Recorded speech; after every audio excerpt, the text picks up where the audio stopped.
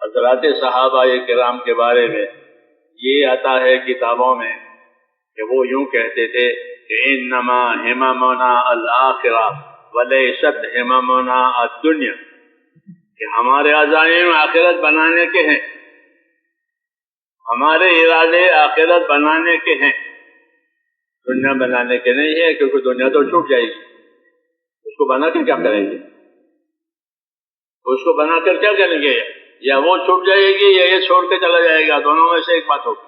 بعض مرتبہ حوادث سے دنیا ہاتھ میں سے چلی جاتی ہے، جیتے جاگتے، اور بعض مرتبہ خود دنیا والا ہی دنیا سے چلا جاتا ہے، تو دونوں طرف سے چھٹاوے، دونوں طرف سے چھٹاوے۔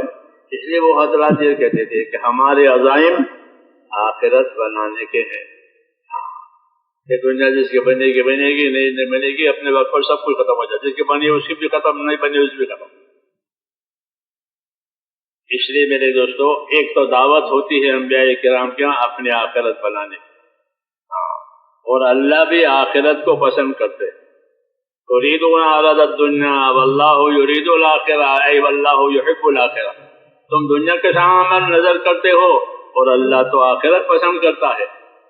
تو ہماری نظر میں اور خدا کی پسندگی میں امتیاز کرنے کے لیے کہا ہے کہ تمہاری پسندگی کیا ہے اور اللہ کی نظر کیا ہے۔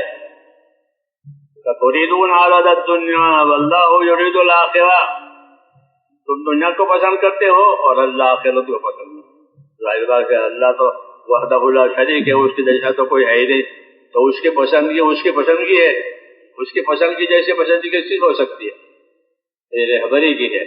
تو ایک مضمون اور ایک چیز انبیاء کرام علیہ السلام کی دعوت میں وہ یہ ہے کہ اپنی دنیا سے اپنے آخرت بناؤ، وہی سمجھداری کی بات ہے۔